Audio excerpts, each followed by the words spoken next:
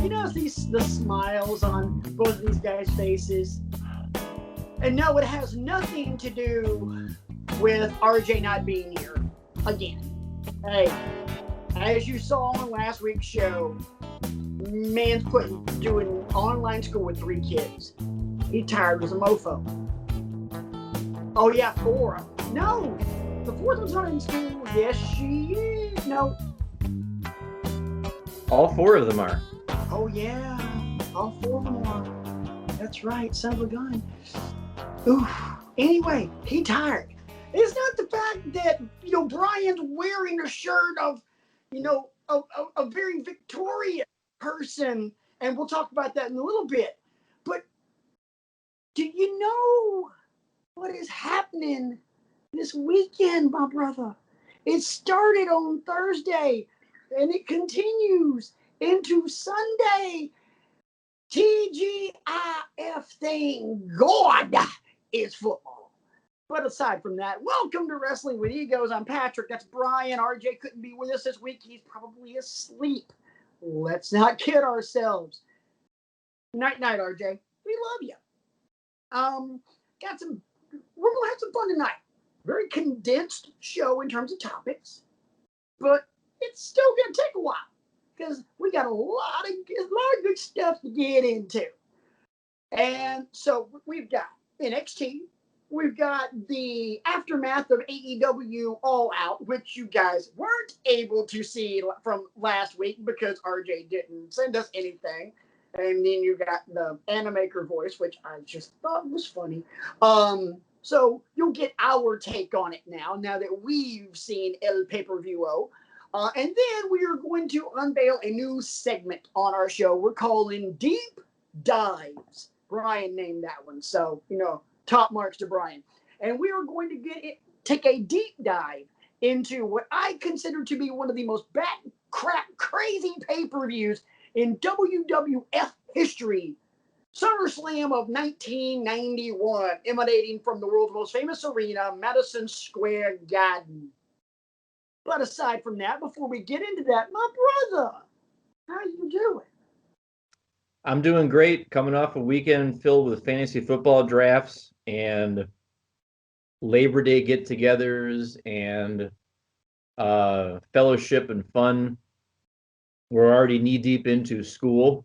That's been a challenge, but I'm starting to see the fruits of my labors as we're getting into routines and everything like that. But I always like to make some time to talk professional wrestling with the Reverend of the Rant, and we thank all of you out there in Wrestling with Egos land for your support, for your word of mouth, for your likes and subscribes. Big shout out to my friend Chris, who I work with, relatively new #friend of show, but I actually convinced him to purchase the WWE Network because he started, jonesing for it, listening to me talk about things that we're doing on the show, things that we're talking about, and he's like, you know what? I convinced the missus to let me put down $9.99 and get all that content and start watching some of these things that you guys talk about. So, Chris, we love you. Thanks for the support. Get that word out, and we're going to keep delivering you content. Just don't you worry. And you know what, Chris? We haven't met, but consider yourself warned.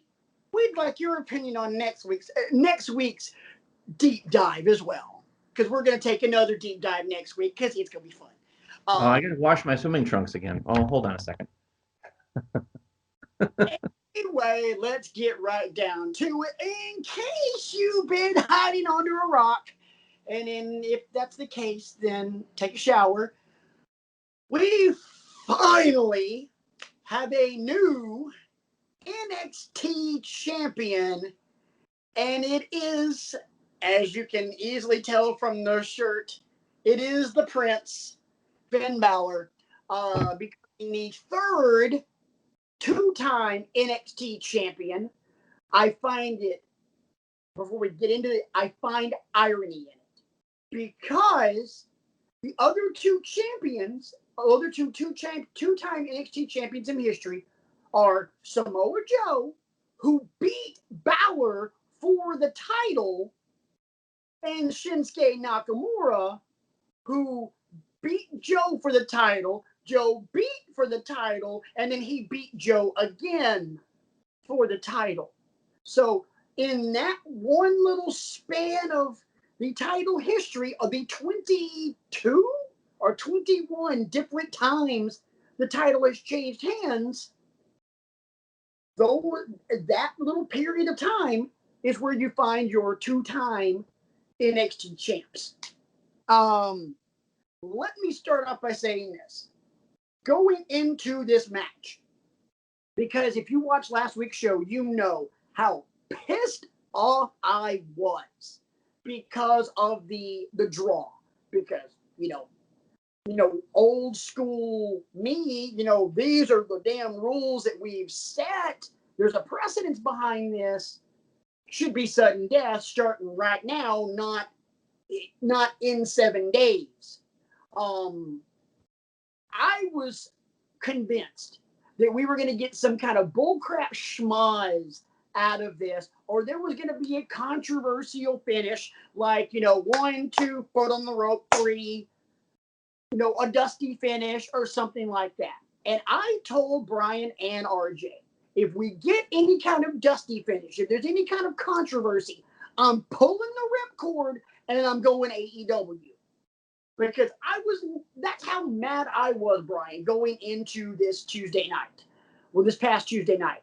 And I don't want to make it sound like I wasn't mad either, because you know that I fly the flag on Wrestling with Egos for Iron Man matches. Oh, yeah. Iron Man matches, there's a reason you don't see a whole lot of them. They are designed to put a stamp on the fact that 2 people, or in this case 4 people, went the distance, and whatever the case may be, was it 6-5 or it's 2-1 or it's 1-0 in the case of Brett and Shawn all those years ago, you put the stamp on here's who the better person is. Right. And I should have done some clock watching 2 weeks ago when Finn got the second fall with about 24 seconds left and I started celebrating. I should have known that was more than enough time for Cole to line up for the last shot and get another pinfall to tie him up. Right. Oh, I was just as angry as you were. And we discussed it last week when he scored the fall. I'm like, here comes Adam Cole. I called it. I saw it coming. What I did not see coming was this match. Damn, another classic NXT Championship match. It lived up to the hype, the expectations, the hope. And I thought it was great. I thought the psychology in it was fantastic because they worked that knee in that banged up knee angle for Finn early in the match, and it became a sticking point throughout the entire night, which I thought was just freaking awesome. To the point where, Adam Cole slaps in a figure 4, which in the indies, he's finished with that. He's won a Ring of Honor title with that. So, okay, this is cool. Adam Cole became the first person ever to kick out of the coup de grace because of that knee injury. I thought psychology-wise, it was brilliant. And then it finishes with a top rope 1916, which was like, ow. Can I have an ice pack, please? Yes. Or a couple? Check, please, table 1. Really damn solid match. I'm going to go so far. Go ahead. In a couple of months, when the Brain Trust of Wrestling with Egos gets together for their 2nd annual Ego Awards, this is going to be one that I put up there as another Match of the Year candidate. And here's why. Go ahead. You have a burden of expectations. You have a lot of fans upset about the finish from 2 weeks ago, or the non-finish, we'll call it. Right. And you have people like the Reverend of the Rant over there who said, they pull the shenanigans again, I'm done. They had to have been getting feedback like that. Oh from yeah. all sides. So these two guys came out and there was no artifice. There was no undisputed era. There was no run-ins from anyone. There wasn't even like an interested onlooker watching from the stands like we've seen before. There wasn't that trope either. You didn't see Karrion Kross. You didn't see Johnny Gargano. You didn't see Ciampa. You didn't see anybody. For once, the focus was on the two guys in the ring, and they were pulling out every stop you can think of. They were trying submissions. They were trying high impact moves. They were going to the ropes and working the ground game. They were doing everything they could to try and get a pinfall. You know, I thought the match suffered a little bit because it was on network TV and you had commercial breaks, but they even worked around that. Nothing big and significant happened during a Right. commercial break. It was all a rest hold or it was a transition or something like that. And to do a 1916 off the top rope as your finisher, combined with all of the horrified looks Cole gave towards the crescendo of this match, Right. where he thought, okay, I've got it. I'm hitting the Panama Sunrise. I'm hitting the last shot. I'm hitting all these moves that have worked for me in Right. the past, but they're not working now. You know what it reminded me of? It reminded me of watching Braun try to beat Bray. Yes. That look of why won't you freaking die? And undercurrent throughout all of it, which we've talked about before with these two, there is an undercurrent of mutual respect. Because of their history, shared and concurrent, because of the fact that they are two of the biggest measuring sticks you have in professional wrestling right now in terms of everything, in terms of the skill set, the mic work, the availability, the ability to stay free from injury and all that kind of stuff, all of those things, the intangibles that we talk about. That's why this match holds up as a match of the year candidate to me, because you had a situation and you solved the situation. It's very clear to me now, Cole is not going to come back looking for his. It's anybody's guess where Adam Cole goes from here. And we can spin this forward if you want to as we continue talking about it. But as you mentioned in the pre-show meeting, the too sweet gesture backstage shows there's some mutual respect there, and it shows that Finn's going to have another challenger coming up. Who that is anybody's guess. Cole's going to do some soul searching, I guess. Maybe there's some splinters in the Undisputed Era. We don't know, because he acted a lot different than Fish and Strong did in that match later on in the evening. So maybe there's some breaks in the foundation there. But to me, that's why this match holds up as a match of the year candidate for me. Call it homerism if you wish, but No. You can easily make the argument that it does hold up like that. I disagree. My opinion versus yours, whatever. Do not get me wrong. I thought it was a very, very good match. I don't think I would consider it to be a match of the year candidate.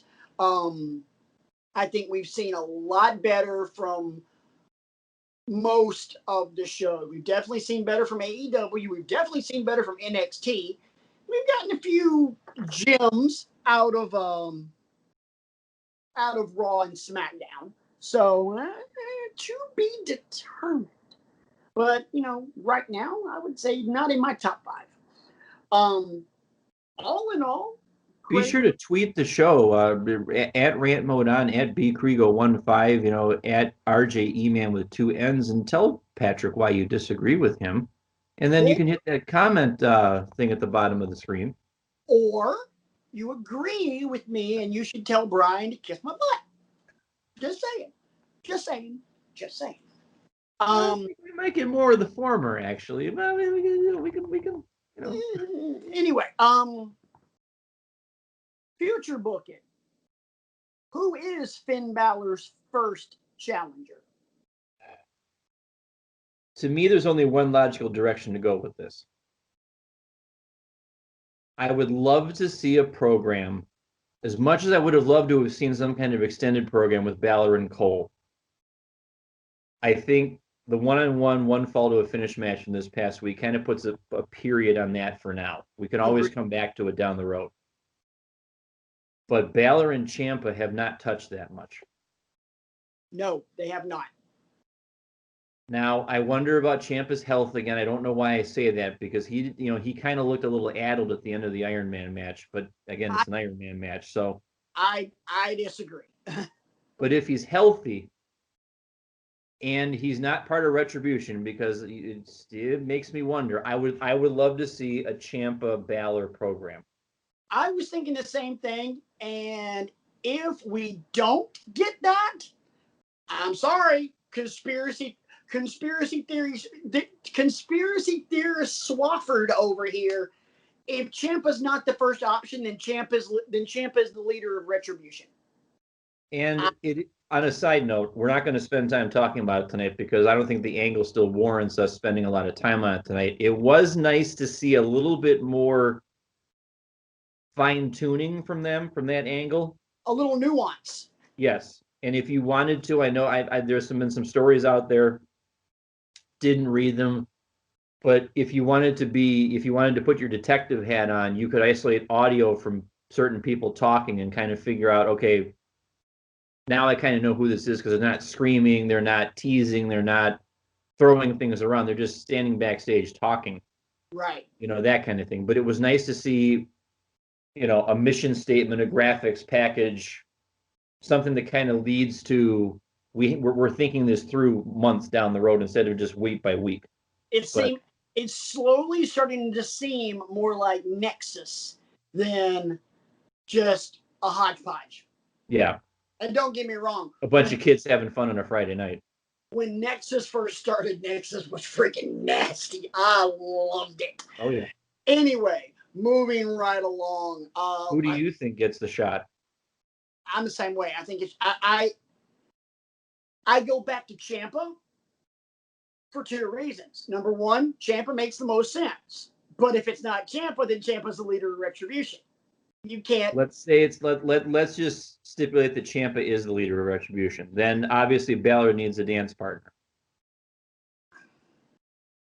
First thing you could do is, you might want to elevate Finn and give Finn a big win to kind of elevate that that title run. You know how they fed Dolph to Drew McIntyre. They always seem to do it. They fed Randy Orton to Kofi last year after WrestleMania. Okay. Feed him Bronson Reed. You don't really have. There is one more thing I wanted to talk about, because there is one more guy. If he wasn't embroiled in something, there would be another guy that would make a lot of sense. Velveteen Dream. And I've been wanting to talk about this, and this is what I kept forgetting about. I don't know if you remember, like there was 3 weeks ago, I said there was something else I wanted to talk about, and I forgot, and the same thing last week. What I want to know about Dream is, where does he stand in terms of his standing in NXT? Because it looks to me like they're booking him to look kind of sloppy and not as fully formed as he used to be. He's a lot more rough around the edges and sloppy in the ring and things like that. And I wonder if that's, a de facto punishment for the allegations that were brought against him. Into mainly because I just don't want to talk about him, because right. my stomach will probably turn. Yeah. It's either that, or they're just trying to make him look like a dick. They're succeeding, because the presentation of him, the last, pretty much going back to whatever takeover that was, the takeover in your house. Yeah. Where I think it was it him and Cole in the street fight or whatever, the backlot brawl match? I mean, that just looked bad.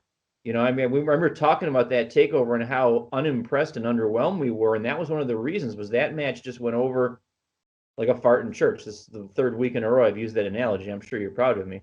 Yes, because if there's one thing I appreciate, it's a good fart joke.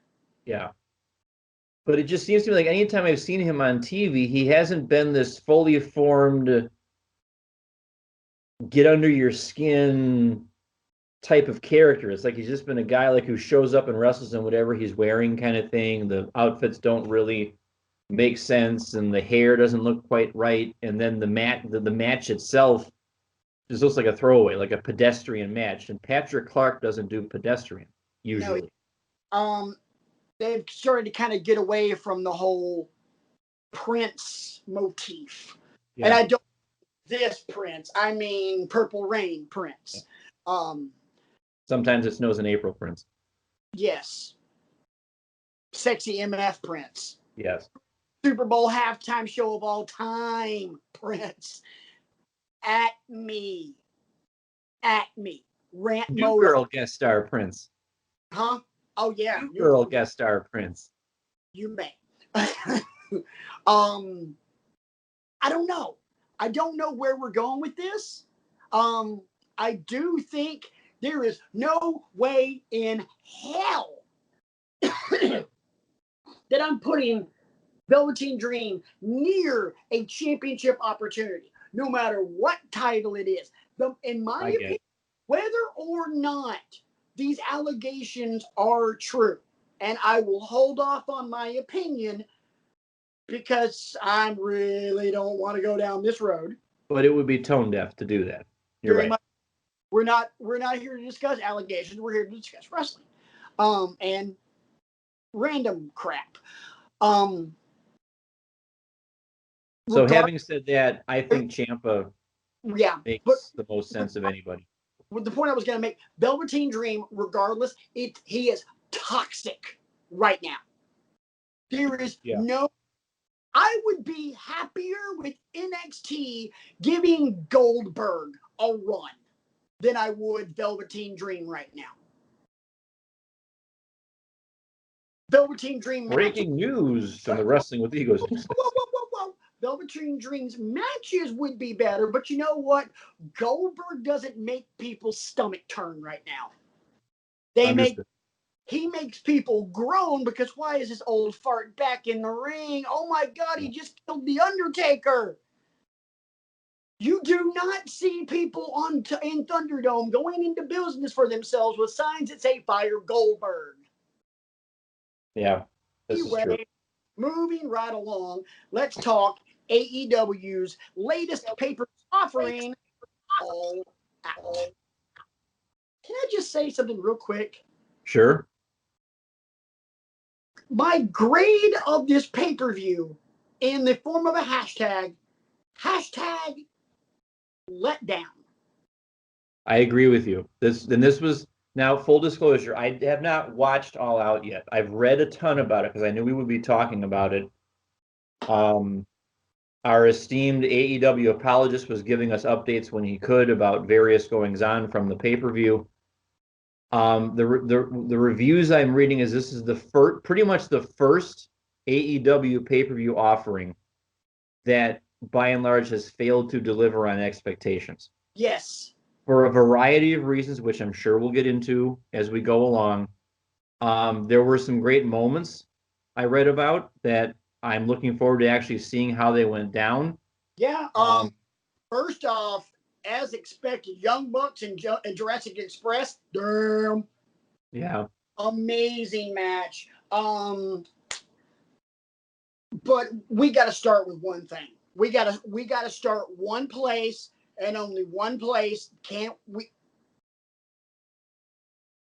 I got warning. I got some bombs to throw tonight. And I'm throwing one right now. We're in a world right now. Yes, social injustice. Political landscape, COVID-19. We're dealing with all this stuff. But in terms of sports, we're dealing in a world where concussions are legit, serious, scary-ass business. And you gonna let Matt Hardy continue after that bump? Tony Khan, Cody Rhodes, Kenny Omega, Bucks, whoever else was booking that damn shit, the hell is wrong with you? Matt Hardy would not have recognized his own wife at that point in time. His brain was more scrambled than the breakfast I'm gonna make for the girls in the morning. And I think I've advanced this point on the show before about both Matt and Jeff. I feel like we're at the point with both of them where we've reached the point of diminishing returns. I don't want to speak ill of them, but at some point you have to alter your wrestling style to suit your skill set. Or your age. Yes, and that's all part of it. And yes, there's people like you and I that remember the glory days of Matt Hardy when he was young and impetuous and needing to do all of these things to get noticed, to get over, to earn his spot, all of those things. But I would argue that from the moment in 1999 in Cleveland, Ohio, when Matt and Jeff walked to the back and Mick Foley walked up to them and said, "Congratulations, you've just made yourselves," that they didn't need to keep taking all those unnecessary risks. And we've seen it with Jeff too many times now. We've seen it with Matt far too many times now, where they take a risk, it doesn't pay off, and they put other people in uncomfortable situations. Right. I feel bad for a couple of people in this scenario. I feel bad for Sammy Guevara, who is trying, from what I can see, his darndest to rehabilitate his image because of the issues he's found himself in. I feel bad for the AEW Brain Trust being put in an impossible position because no matter what decision you make, it's going to be criticized by people. But in this climate that Patrick has already mentioned, folks, when you see a traumatic incident like what happened with Matt Hardy on the scissor lift, you've got to just say, we're stopping the match. It's a no contest. We'll revisit it down the road when Matt Hardy has cleared medical protocol. What are you doing restarting the match? I don't care if it only lasted 9 minutes. I don't care if you went to the finish right away. It doesn't explain away what we just saw, and you apparently condoned by allowing them to finish the match. Let me read you real quick an excerpt from the review from CBS Sports, because FDM. Figure it out, boys and girls. I got you. So here, let me highlight it so I can actually not lose my place. The spot where Hardy appeared to get legitimately hurt was unnecessary and unsafe, and the decision to continue the match just left me feeling uncomfortable, even as they clearly rushed to the finish. Nothing about this worked, and all you can do is hope that Hardy is all right. This was written by Britt Brookhouse, who is one of the leading wrestling writers for CBS and CBSSports.com. I read Bleacher Report's review, and it basically says the same thing in different vernacular. It's right. Just an uncomfortable situation to be watching. You know what it reminded me of? It reminded me of watching a combat sports fight, boxing, MMA, and a dude gets just straight up knocked out, like switch off. Not like boom, boom, boom, boom, boom. Ref's gonna wave the fight off, TKO. I mean, like Mike Tyson highlights from back in the day. More like Rashad Evans hitting that overhand right that knocked, or the uppercut that knocked Chuck Liddell out of his entire damn career. Just that one punch. Holly Holm knocking out Ronda Rousey like that. Or whoever that dude was it late last year? He just the bell sounded for whatever match, and he just came across with a high knee. Oh yeah, done. Jorge Masvidal, who knocked out Ben Askren. Yeah, 3 seconds, done. Oh yeah, you know what? It was weird. The point I'm trying to make, it reminded me of. Let's take Jorge Masvidal and Ben Askren and take that one. It reminded me of Ben Askren after that. Just like, to put a cartoony spin on it, which way did he go, George? Which way did he go? And that's the look Matt had.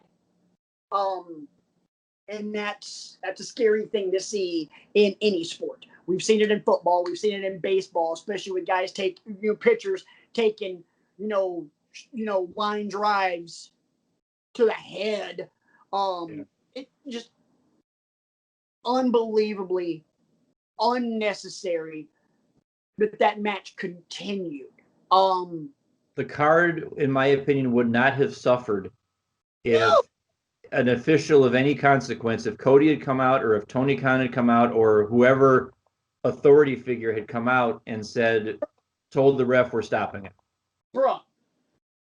Up until that point, we had Janela and Serpentico, Private Party versus Silver and Reynolds, Britt Baker and Big Swole, the Young Bucks and the Jurassic Express, and the Casino Battle Royal. That's what we had before that. Guess what? The card was already suffering. Because all of those matches beforehand, you only had one or 1.5 that didn't completely and utterly suck or reek of some sort of botchery. Not debauchery, botchery. Thanks for the clarification. You're quite welcome. I wanted to make sure I was clarifying that. And those matches, by the way, that I'm talking about, being, for the most part, botch-less, were the Bucks and the Express, and I cannot believe I'm going to say this, but Private Party and Dark Order. If you think for one damn second that the Casino Battle Royal got off without a botch, I'm sorry, but roll that beautiful Casino Royale footage. Good Lord. I'll see if I can find it, and if I can, you're gonna find it right here, and if not, we're not gonna change anything at all. So here goes, maybe. So we'll figure that one out. Maybe if you saw it, you saw it. If you didn't, sorry. You only missed a second, then. Whatever. But yeah, dude, that shooting star press, and he came down on the turnbuckles. And here's the sad thing. We've seen him do this before on WWE TV, on live TV. I'm sorry, but to me, that pretty much wrecked the Battle Royal. To me, that was a Shockmaster moment. Just like, okay, Lance Archer comes in and just beats the piss out of anything with a pulse. But I'm sorry, I still can't stop thinking about freaking Evan Bourne, Matt Sydal, whatever, crashing himself on the top turnbuckle on a shooting star press. It's like that damn Royal Rumble in the Garden where we kept going back and Taka Michinoku going flipping over the damn top rope and face planting. It's the same damn thing. I was like, can we roll that beautiful bean footage again? Can we? And this is Sydal crashing and burning again. That crap was funny. And you can argue this two ways. If it took AEW a year and a half to have a clunker of a pay-per-view, fine. But I think the argument you were making, the 4 matches that I have written down that I wanted to talk about didn't save the pay-per-view. No, because I'm sorry, the pay-per-view was already screwed. Yeah. And the 4 matches I'm talking about for the uninitiated, Thunder Rosa versus Shida, Jericho Cassidy in the Mimosa Mayhem match, Page and Hangman versus the FTR, and then Moxley and MJF for the championship. Great matches all, but they're not enough to save the dumpster fire that had been going on to that point. All B's. There was no single A, in my opinion, on the entire card. A bunch of B's. Brian, you're a teacher. A bunch of B's aren't really going to save you if you got a bunch of D's and F's. No, they will not. So, out of all those matches that I just rattled off, the one that I want to make it a point to try and go back and watch is obviously FTR versus Page and Omega, because, spoiler alert, your boy has yet to see FTR wrestle in AEW for whatever reason. I just haven't been able to, when I've seen an episode of Dynamite, they've just been doing a segment. They haven't been doing a match. And I would stipulate that they are a damn fine tag team. So I would need to see them in action. I thought you were about to say, your boy has never seen FTR wrestle. I was going to go, mother effer, you've seen them wrestle live twice. No, I'm talking about in their current iteration. Yeah, I'm about to say, I was there both times. One was NXT, the other was freaking Raw. That was a cardboard cutout. Canada Day. I beat you to it this time. Dude, that match was great. CBS Sports gives it a B plus. Hang on. FDM gave it 4.5 stars. Yeah, so I mean, and believe it or not, he only gave the Bucks and Jurassic Express 4.25. So, I know. How many decimal points of stars is this guy going to come up with? But anyway, He moving right along. got an Omega 7 stars. I know. He's again, that's what we keep saying, FDM. We won't even say the man's name on this show. Do you think Jericho Cassidy is over with? God, or is there more to do? Or is there more to do there, or probably not? There's not anything to do there right now. Oh, we can go. Okay. We can go back to this. But I know it's like you say, Inner Circle versus Elite. We can always go back to it. We can always go back to Jericho Cassidy. We could always go back to the good guys of Jim Crockett Promotion versus the Horsemen. We can always go back to that. Like that South Park reference I made. We got crap people.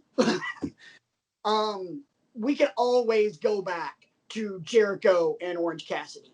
I think right now we need to move on. And it's not for the sake of Chris Jericho. We need to move on and give Cassidy something. I personally thought that match was great. Jericho, all the praise that we heap on Chris Jericho. And I got news for you. If you're new to this show, it is never ending. Chris Jericho is revered here on Wrestling with Egos. Sometimes I feel like I would much rather watch him give everything he's got to get somebody else over than getting himself over. Don't get me wrong. When he gets himself over, it's always organic. It always works. Everything from conspiracy victim to Y2J to, Festival of Friendship and the list. And, I would argue putting other people over, if you think about it, is pretty much all he's done since he got to AEW, with a couple of exceptions. Well, the title run, no, but I mean, since the end of his title run, that's all he's done. Because look at what he's doing for everybody in the Inner Circle. Yeah. Le Sex Gods with Sammy Guevara, doing his best to get Jake Hager over, doing his best to get Orange Cassidy over, doing his best to get the Proud and Powerful over. Right. I mean, he's giving of himself for all these people. When he's on commentary, sometimes sometimes he will compliment Excalibur and Siobhan and JR on the things they say. Like, I thought you were a heel, but he can navigate that gray area. Jericho is one of those guys. He can do heel tactics, but people are going to love him because real recognizes real. Yes. Jericho is widely considered one of the GOATs in the pantheon of professional wrestling. And his body of work holds up. But in this particular case, Jericho, you could tell through this entire thing, Jericho worked his ass off to get Orange Cassidy over. Mission accomplished. Orange Cassidy came off this match looking like he's the next guy to take on Moxley. I don't think that'll happen, but but it looked so good. And Jericho played the heel role perfectly. I always talk on the show about playing the heel role, that heel 401. Now, boys and girls, let's talk heel 420 or 425. And that is making yourself look like a dipshit while getting the other guy over. You know, a professor of this class, Bobby Heenan. Bobby Heenan made a career out of looking like an ass while getting somebody else over. And that's exactly what Jericho did in the Mimosa Mayhem match. It was a great match, but at the end of the day, Jericho looked like a dork. And to me, that was the payoff. And of course, shout out to the AEW apologists and Mrs. AEW, who were enjoying their mimosas with a little bit of the bubbly. Because we have the photographic proof to back it up. Yes, we do. And I was like, yeah, had their mimosas, and off in the background, in between the two glasses, was a certain bottle of a little bit of the bubbly. Here's another question for you about All Out. All right. Does the fact that Moxley beat MJF hurt MJF at all? No. Watching that match, I don't know why, but I got this feeling watching this match. There was just something about it that I was like, I don't know if MJF's ready for that. Okay. You can be an amazing wrestler. You can be an amazing worker, but it's that dreaded I word, intangible, and I don't think he's there yet. You know, it's kind of like, we talk football and baseball. You can have a team that's got a great offense and a great defense, but there's no killer instinct. And that doesn't make them Houston Texans on Thursday night. Ding. There's no killer instinct. So that can't be a championship contender. To me, that looked like MJF on Saturday night. It just was like, and I know it's scripted, but his own sense of urgency, because he's in the main event of a freaking pay-per-view for the world title. You should have a little bit extra mustard on everything you got, and he didn't. He did. What better time than now? Say what? What better time than now to find? Hey, my time to shine, and he did his thing. But I'm sorry, my opinion, when you're contending for the world title, and this is going to be your first major championship, dude, you gotta play the hand. You gotta go all. We're talking about all out. You gotta go all in and all out. And I think he missed. I don't think it hurts MJF.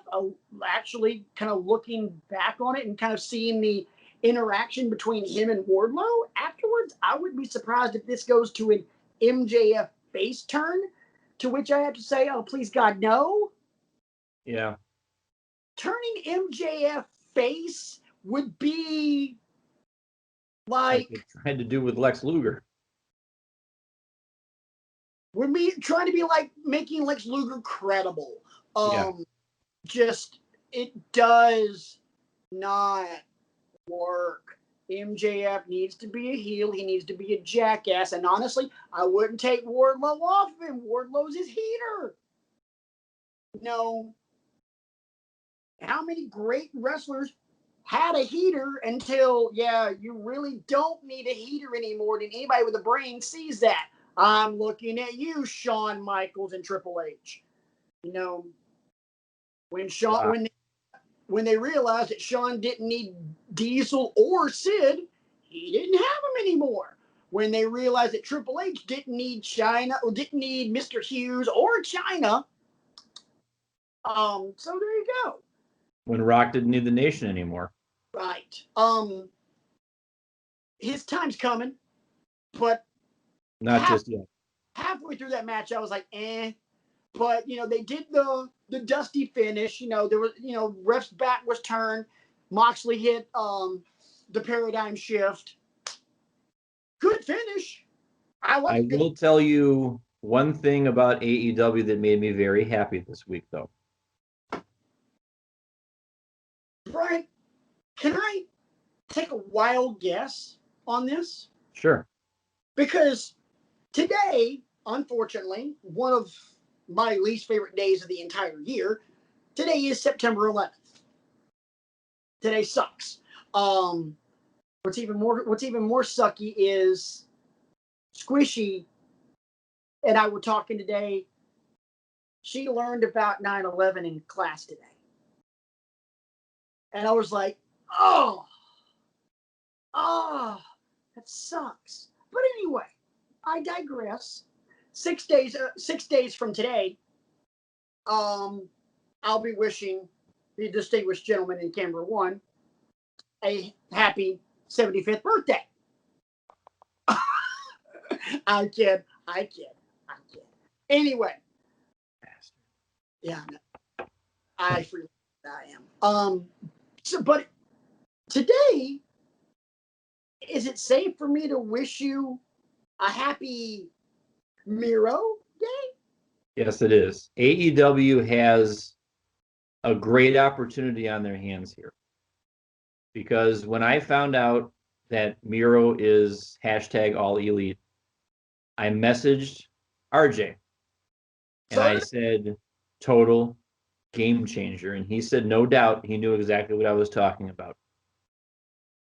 We all are on record as saying that WWE's mishandling and bungling of the Rusev character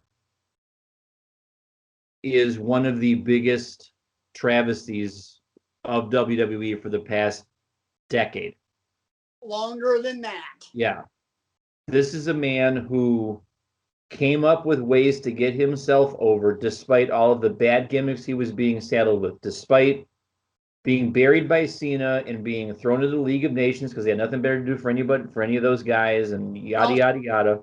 And also because Kevin Owens said no. Right. And then, you know, the angle with Lashley and all this other stuff. Here's a guy who organically got himself over. Right. You know, with Aiden English as the town crier or whatever you want to do, the minstrel. It was beautiful. Minstrel. And, you know, athletically gifted, one of these guys that we say moves great for a big man.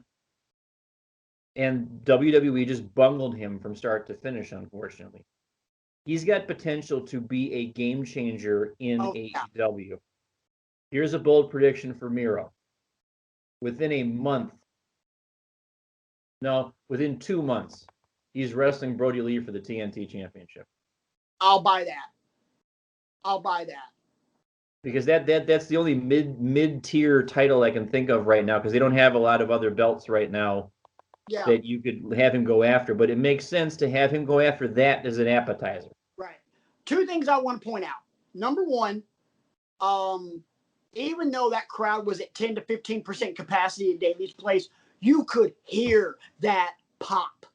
Mm-hmm. That pop is as loud as the fans get when they're singing Judas. It was that loud. So I'm over here like, yep, he's over.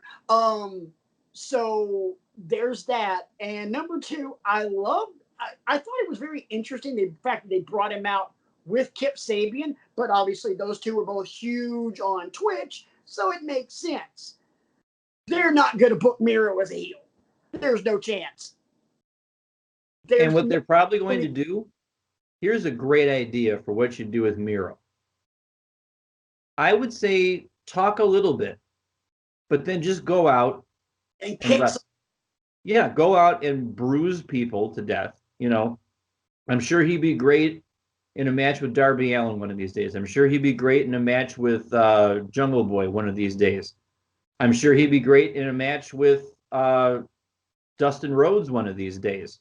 Just let him go out and wrestle and build up the cachet and then turn him loose on Brody Lee. Can we go ahead and book Miro versus Brian Cage? Please? Yes. Oh my God. How about this? How about when he's able to come back because of the travel restrictions? How about Miro versus Pac? Good God. Could you imagine? You say, I'm going to beat you too saying it. Shut up and take my money. Miro versus Pac. I got I'll shut up and take my money involving Miro. Miro and Archer. Somebody's going to lose teeth. Somebody's going to lose some chiclets. But yeah, dude, such a huge. Oh, you know what? Screw it. Miro versus Kenny Omega. Let's go. Yeah, hell yes. Let's go. Hell yes. Miro versus Cody. Miro versus Kenny. Miro versus Hangman.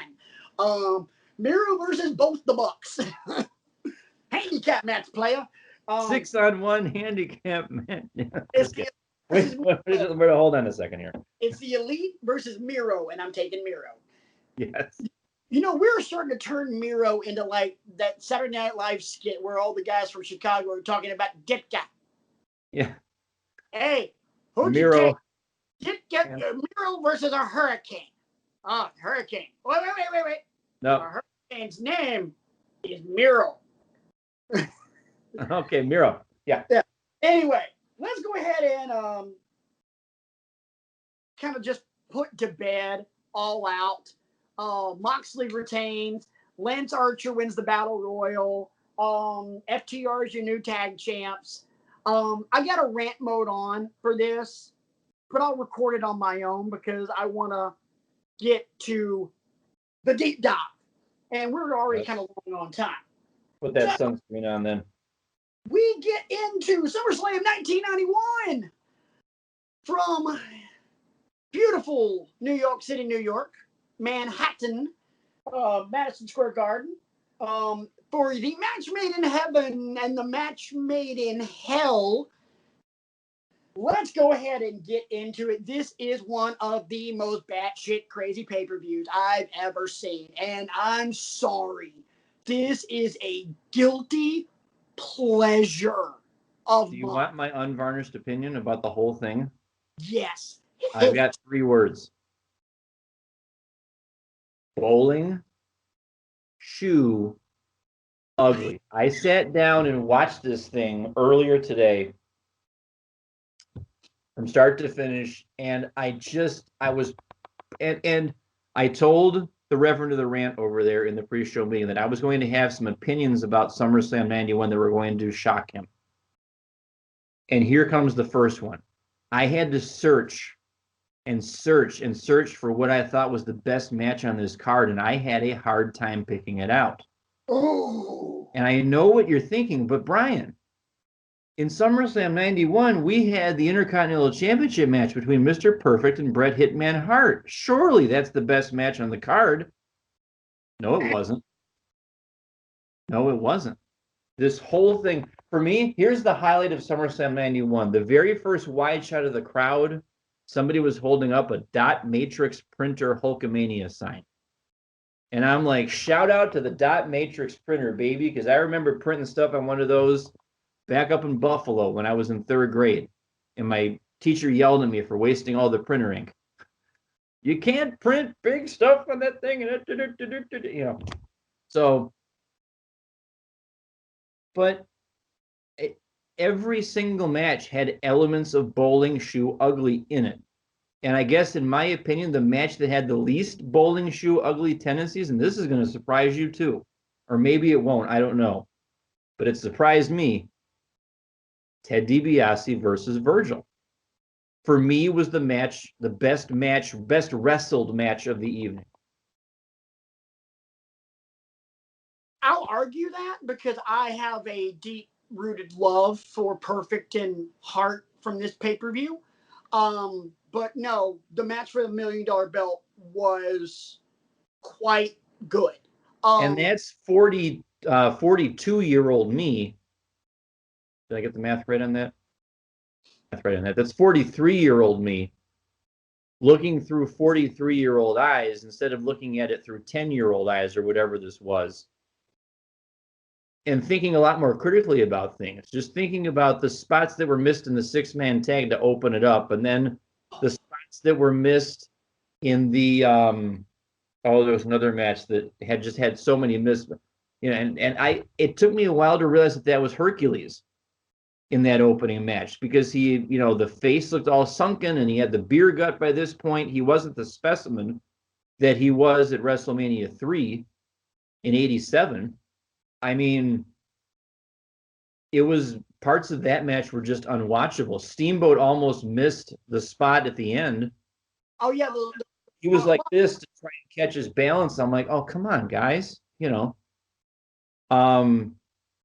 So to me, the whole thing was just clunky and it was like patched together and I think they spent way too much time on all the bits involving the Mountie when he was taken off. I wholeheartedly agree. So I got a couple of notes before we actually dive into the pay-per-view match by match. We won't spend a lot of time on any of them, I promise. You're welcome. Couple things I just want to point out. Number one, if your high spot of the match was the Dot Matrix Hulkamania, that's your high spot. You know what my high spot is? 37 seconds in, boys and girls. There's the Dot Matrix printer sign. You know what my high spot is? And it's not even something you need to see. You need to use your ears on this one. Starting with, hang on, which match was first? Was it the 6-man tag was first with Bulldog? It was Steamboat and Von Erich. Versus Power and the Glory and the Warlord. I'm sorry, I lost my train of thought. I'm trying to look at it, which match was match was first, rather, between the $1 Million Belt or the jail, $1 Million Man in Virgil, and then followed immediately by the jailhouse match. Okay. This 2-match period. Forget what the hell is going on the TV. The gold is the interaction between Rowdy Roddy Piper and Bobby Heenan. Oh my God, this was gold. Bobby Heenan dropped some of the best bombs in his entire career in this pay-per-view. Monsoon, Piper's parents used to send him to school with his lunch wrapped in a road map. Will you stop? You could have made a drinking game out of the Will You Stop, so you would have been sloshed by the end of the pay-per-view. You're dead from alcohol poisoning at the end of this. Heenan's game on this pay-per-view is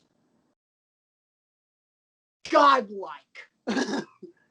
There's not even, you can't even FDM star this one. You can't give this one a Brian Kriego letter grade because he is our teacher. No, this is godlike. A letter grade doesn't exist. From the Reverend of the Rant, I also can be known sometimes as the Pope of Pissed Off. So I will anoint this one as godlike. Bobby Heenan's game on this is just legendary.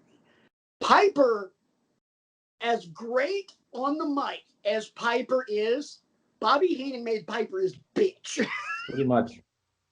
It was so good. So if you watched it with us, cool. I implore you, go back and watch those 2 matches. The one thing I have a problem with that Heenan did was getting up in the middle of that one match to go back and confront Hogan and then coming back out in the middle of the next match.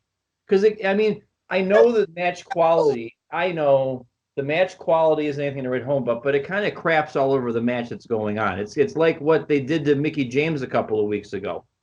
First off, the match itself was doing a fine job of crapping on itself. Because he got up in the middle of the Bushwhackers versus natural disasters. I rest my case. And that was a hard match to watch because they tried Andre the Giant out there. And this was near the end of his life. Yeah, in 2 years he's going to be dead. Yeah, and I forgot all about that, and I just said, "Oh, come on!" Right. And one of my colleagues was like, asked me, "Is everything okay?" Because she heard me say that so loud, and I'm like, "I'm fine, don't worry." Yeah. Across the hall from me, and I'm like, it was just difficult to watch. And then he's waving the crutch, and I'm like, oh, this is sad. Yeah, it is. Here's why I loved Heenan leaving. Because they had the spot where he knocks on Hogan's door and challenges him on behalf of the real world champion Ric Flair. The door slams in his face. Who the hell do you think you are? Yelling through the door at Hogan. And then he looks at the camera. Turn that camera off. Turn that damn thing off. I can listen to that and laugh every But he time. dropped the 10 pounds of gold. You can't. Oh my God. So freaking funny. Again, Bobby Heenan's game, flawless from bell to bell on that pay-per-view. I got one more bomb I got to drop. And I hate doing this because I am one, I try not to speak ill of the dead. Who in the bloody hell does Lord Alfred Hayes think he is cutting off Stu Mofoing Hart at the end of the Intercontinental title match? They were probably counting him down in his ear. I'm here with Stu and Helen Hart, Bret Hart's parents. Stu, how do you feel about Bret winning the championship? It's wonderful. Well, there you have it. And Stu is still talking. Like, do you not look, I know back in the day, Lord Alfred Hayes was not only a wrestler, but he was a very good heel. I never saw any of his matches, so I don't know how good of a worker he was, but I know he got a lot of cheap heel heat. Do you not realize that Stu Mofoing Hart at 99 years old could have gotten a hold of your ass and turned you into a pretzel? I wouldn't want any of that. He'd be like, here, let me stretch you out. I'd be like, no, sir, I'm fine. There are a million stories of Stu freaking Hart shaking somebody's hand and wanting to stretch them. Right. Oh no. And you go cut this dude off when his boy, the golden child of the entire Hart family, the second best wrestler of the Hart family. Sorry, Brett, it was Owen. It just wins his championship. What the bloody piss? Shout out to Bruce Hart, just off the camera. His headband game was on point that night. His headband game was very Danielson. Yeah. But that is I have been waiting 29 years to bitch about this. Would you like to start with that match then? Because I have a Brian unpopular opinion alert. I know you didn't like it. We've done this as a homework assignment. You didn't like this match. You thought it was clunky. I remember this because as you're giving me the homework assignment, as you're giving me your book report on this, I'm over here just like, the hell is wrong with this dude? Well, and here's the thing. I mean, we all three of us on this show, and I'm sure all of you folks out there in Wrestling with Egos Land too, have matches that you will continue to go back to time and time and time again for whatever reason. You like the finish of it. You like the promos leading up to it. You like the athleticism, This is one for me. I watched it for the homework, and I watched it again today in preparation for the show, and I still feel the same way. I think from the moment Perfect tried to take a powder and Hart caught him and inadvertently, ripped the back of his singlet off. I don't know if that was supposed to happen. I don't know if it was an accident. And you'll have to tell me if Perfect was nursing an injury at this point, because I think he went away after this. Perfect got jacked up in this match. Okay. And he took the powder. Okay. Back got messed up right before this. Okay. I just felt like there were too many missed spots for two guys the caliber of Perfect and Bret Hart, injury or no, because I feel like two workers that their caliber could work around that. And I think Perfect spent more time in the ring, like looking at his singlet, like, are you kidding me? Look what you did to my gear and that kind of thing. And I, for the longest time, could never remember how the image you always see is Hart climbing the turnbuckle with the belt, kissing the belt, and he's got perfect singlet over his, you Right. know, I never remember how that happened until I watched this one again. He rips it completely off of him as he kicks him out of the ring. I just, and the fact that he injured his back, informs a lot of this, why the holds weren't as crisp as they could have been and stuff like that. But You could tell it toward the end when Perfect goes for the perfect plex. When Monsoon's going, I don't think he had the fingers locked. Look at the bridge and the way he goes over. He ain't there. it's like off to one side because that's the only way he can do it is to contort himself. He's hurt. Yeah.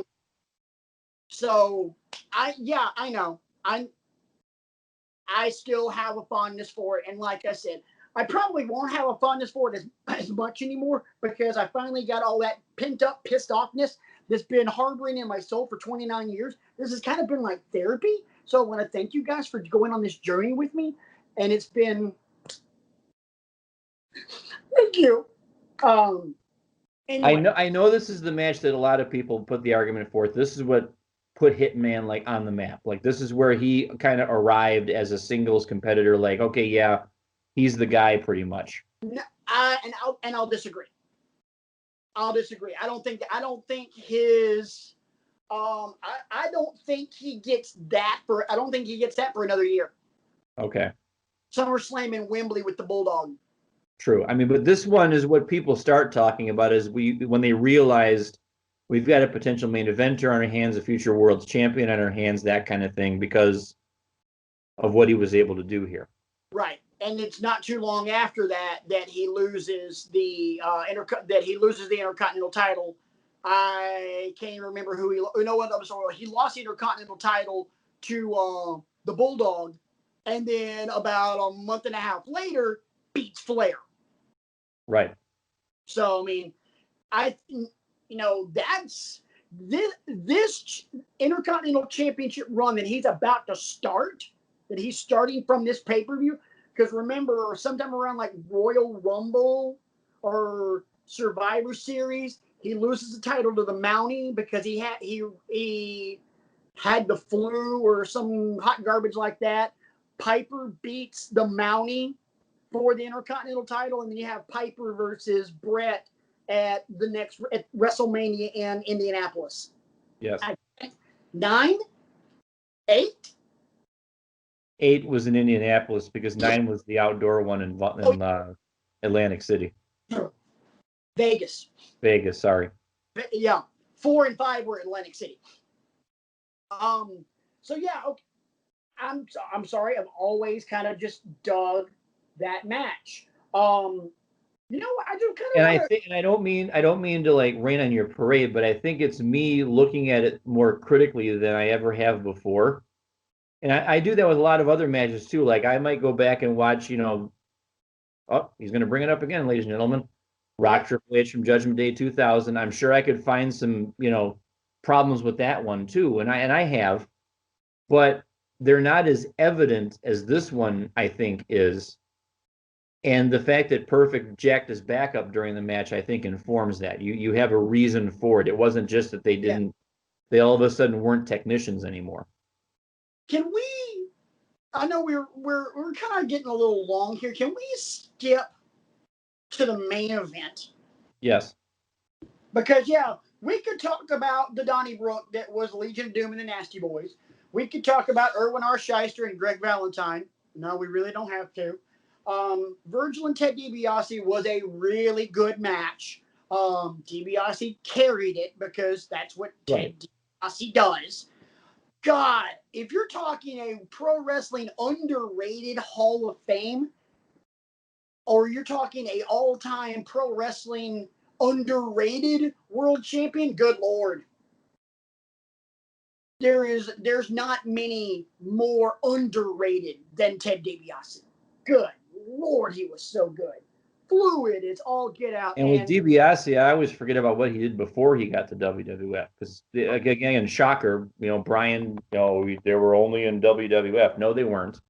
DiBiase was doing mad work throughout the late 70s and early 80s before he got to Stamford, Connecticut.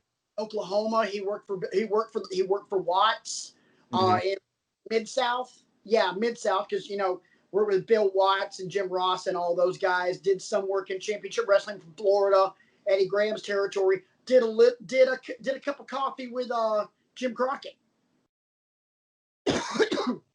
DiBiase was respected.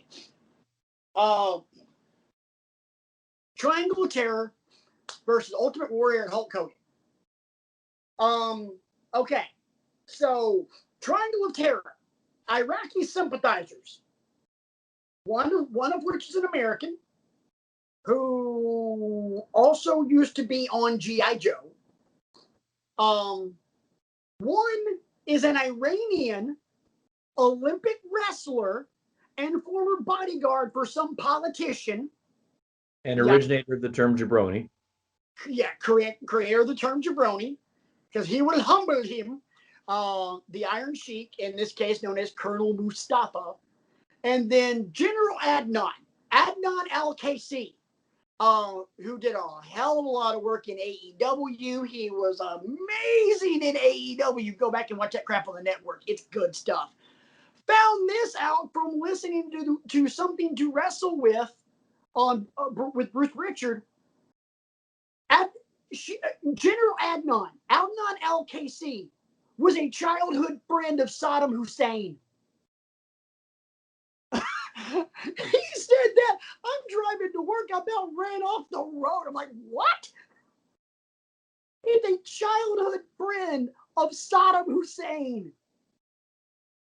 I was like, holy shit, this is crazy. So I always thought the Triangle of Terror was a hodgepodge anyway. And then you get Hogan and the Warrior, who we find out later, the Warrior held Vince up for money as his music was playing, and then got fired as soon as he got back to the back. My Lord, everything about this match was and Sid Justice as a special. Sid was my favorite part of this match. Sid was the only good in this match. There was actually some, like, as the special guest referee, he was actually like trying to enforce things, which I thought he would just turn around and punch Hogan in the face or turn around and punch Warrior in the face. But I think it was, well, I would say it was Slaughter at the very beginning tried to like use a belt of some kind, and he went over and wrenched it out of his hand and threw it away and pointed at him like, you're gonna. For me, Sid was my favorite part of the match. Yeah, and first off, I don't care who you are, you ain't gonna mess with Sid. No. Sid tried to stab Arn Anderson with a pair of scissors back in the day. But God, this match was so bad. This match was. There's one funny part of this entire match, and I make a sound effect every time I watch it. You might have heard this sound effect if you've watched Golfing with Egos. Remember the shot the putt that Logan hit? That as you're watching the cup, it goes way off this way, and you hear me go yoinks and away. Slaughter's fat ass is on the top rope. Warrior just sashays his ass across the apron, puts his hand on Slaughter's ass, and just goes. Yes, I just said eat. I mean, all you need to know about this match, ladies and gentlemen, this was determined to be worthy of being the main event. This is what you were going to leave Madison Square Garden. No, the main event was Savage and Liz's wedding, which I find hilarious because they were already married. Right. But this is what you were going to leave the arena talking about that night. And I discovered something else. Another shocking take from Brian tonight about SummerSlam 91. You ready? Had some good ones. You've had some good ones, man. It is now official. Took me long enough, but I have anti-Hulk Hogan bias. Because once again, Match involving Hulk Hogan ends, and who's parading around the ring? Hulk Exactly. Hogan. Where are Right. his opponents? They're nowhere to be found. Where's his tag partner? Nowhere to be found. I know there was some stuff going on with Warrior and all that, fine. Right. But once again, it's all about me. I'm the reason you all are here. I'm the reason you have all those signs. I'm the reason you used your dot matrix printer ink to print a Hulkamania sign. And it's just the more I see of matches back in the day, and the one exception I will make is the WrestleMania 3 match with him and Andre, because that was a cataclysmic event that Oh all, yeah. you know, but it's just like me having the, knowing now what I know now, and knowing what I didn't know as a child and as a teenager watching all of this stuff. It just like, good Lord, the missed opportunities because you wanted to keep putting Hogan over and putting Hogan over and putting Hogan's friends over and all Yep. that kind of stuff. It just, You know what I'm never going to watch a Hogan match from anywhere the same way again, knowing what I know now about this man. I'm the same way. So you know what the only Hulk Hogan thing I will watch gleefully is? No Holds This is Barred. where the power lies. Just kidding. No Holds Barred. I will watch No Holds Barred with a smile on my face because God bless America, that is a horrible movie. But I like horrible movies. One of my favorite guilty pleasure movies of all time is the first RoboCop. Kiss my butt. Dead or alive, you're coming with me.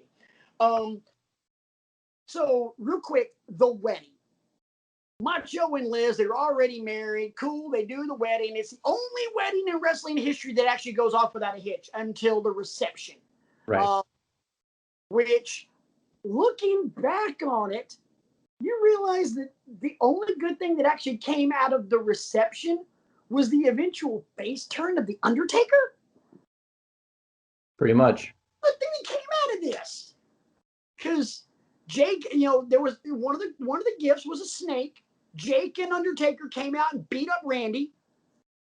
That's what leads to the King Cobra fighting Randy, and then Hogan, and then the whole this Tuesday in Texas thing. This Tuesday, Survivor Series, then this Tuesday in Texas, and then fast forward WrestleMania. It's now Jake and Taker and Taker's face. Because that all came off of that one Saturday night's main event that was on Fox, where Macho beats up Jake. Jake goes running back to the curtain, and then Jake's waiting in the curtain with a chair, and Liz is in front of Randy as they're heading to the curtain, and the camera cuts off. Then you find out watching Superstars of Wrestling on the next week that Taker was behind Jake and snatched the chair. And that's how Taker turned. Literally, he turned face with one hand. Yeah. So deep dive for next week. Question for you: would you like to do another SummerSlam? This time, not crappy. And by not crappy, I mean maybe the best SummerSlam of them all. Or would you like to do a WCW pay-per-view with some major, major holes? In the interest of broadening my horizons, let's do a WCW. All right, because this is the WCW. As long as it's not Sin. No. It's during the good times of WCW. But this pay-per-view sticks in my craw because there's just some crap about this. Just like SummerSlam 91, where SummerSlam 91 was just thrown together and, like that. Yeah, so let's look around the back. Okay, we got that guy, we got that guy. And pull that off as Paul Heyman. Yeah. This match on paper looks like a freaking destroyer. And then the execution of it, Jesus, Lord in heaven.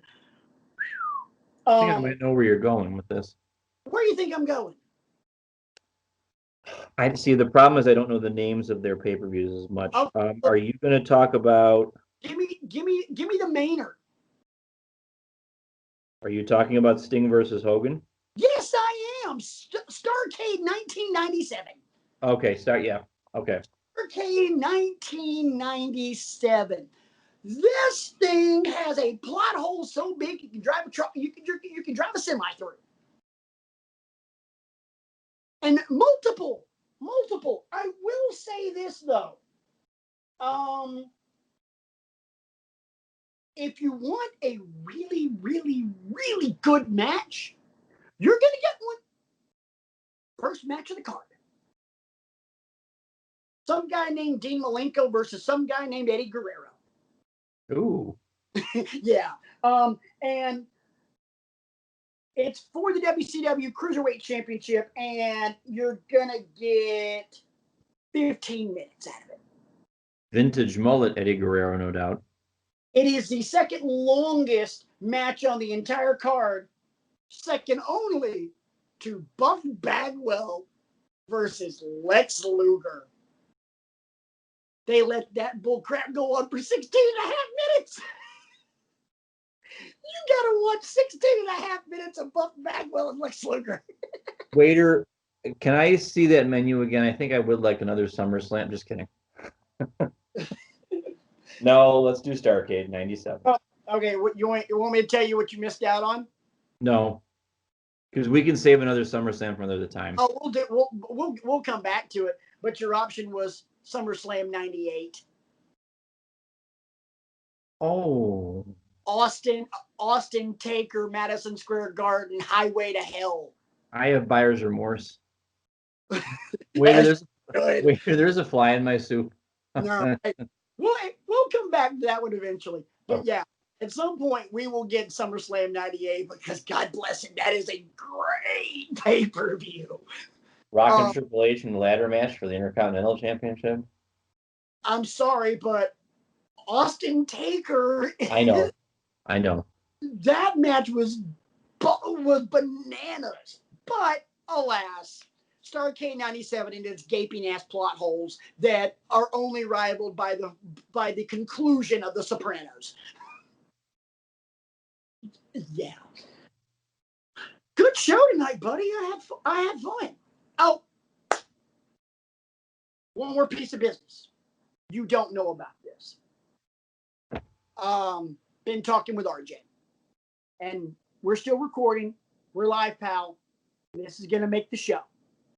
For those of you that don't know and haven't really been following the nuance of this week's show and last week's show, starting this weekend, Brian and I are both about to celebrate birthdays. My birthday is the 13th. Brian's is the 17th. Every year, Brian and I and our wives try to get together and do something. But with COVID, global pandemic bastards just kind of screwing everything up, especially now that we have RJ and his wife. We wanted to make the birthday thing kind of a family affair because that's how we always do it. But with global pandemic bastard, it's kind of a pain in the ass. So it works out for RJ and I because our birthday gift to you isn't something tangible. It's something, but it's not something that we can just go here and unwrap it. I take you back to a month and a half ago here on this YouTube channel on an episode we affectionately like to refer to as Golfing with Egos. Go to the end of that show and you hear our good friend Brian talking about how Brian, why are you smarter today? Well, I'm smarter because I learned calming yourself down. You're able to focus more, hit better shots. RJ and I were really, and Logan as well, were really busted up during the first half of our day with Brian where we were filming Golfing with Egos because Brian's game was struggling. Brian, God bless him, and I'm saying this just from the bottom of my heart, when he starts to go off the rails on his golf game, Brian gets down on himself. And I'm not speaking to Brian, I'm speaking to you guys. And he went a little left of center and got down. And it's kind of like quicksand, just with anybody. The harder you struggle, the deeper you sink. So, about the 10th, I drove past RJ on my golf cart and said, "Hey, how about we pull our money together and get Brian some lessons for his birthday?" So we're going to have you get in touch with Sean Hoover over at Mud Run and get set up on a couple lessons. RJ and I will cover the first 10. Wow. Thank you. Because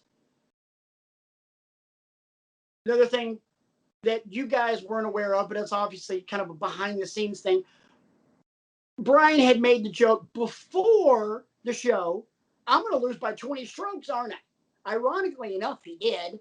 RJ beat Brian by 20. We don't want that to happen again, because it's a lot more fun when we're all being competitive. So you set him up, we'll get you the money. Thank you. No problem. That's very generous of you both. No problem. We agreed on it that day. We're like, "Yep, that's Brian's birthday present." So get a hold of Mr. Hoover over at Mud Run. By the way, if you're in Northeast Ohio, Mud Run Golf Course in Akron over on South Hawkins Avenue. It's owned and operated by the city of Akron.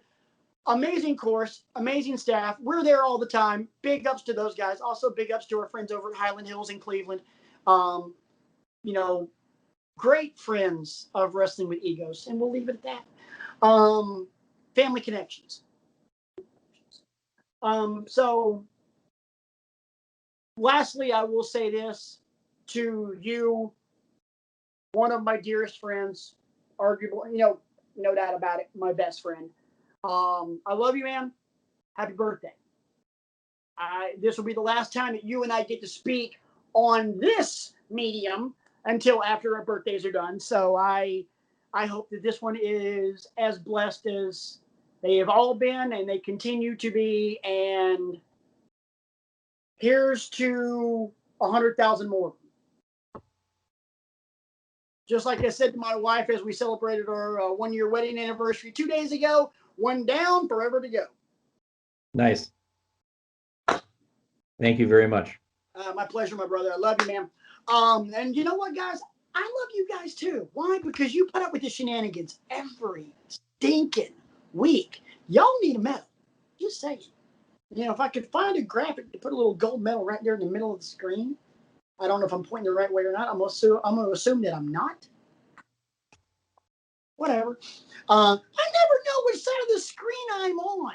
Like right now, I'm looking at it, and I'm on the right-hand side of the screen, and I guarantee you, when I post this thing, I'm probably going to be on the other side, and I'm going to look like a doofus. Whatever. But we appreciate you guys hanging out with us each and every week. This is a long show. Thank you guys for trudging through with it. I hope you guys have had a good time, because Brian and I sure as hell have had a great time talking about this and just waxing poetically about how big of a douchebag Lord Alfred Hayes was and how golden Bobby the Brain Heenan was during SummerSlam 1991. Just go check that 2-match run out and you'll thank me later. And after that, if you still want to laugh, cue up Bobby Heenan's Hall of Fame induction speech when he was put in at WrestleMania 20 weekend. Best induction speech ever.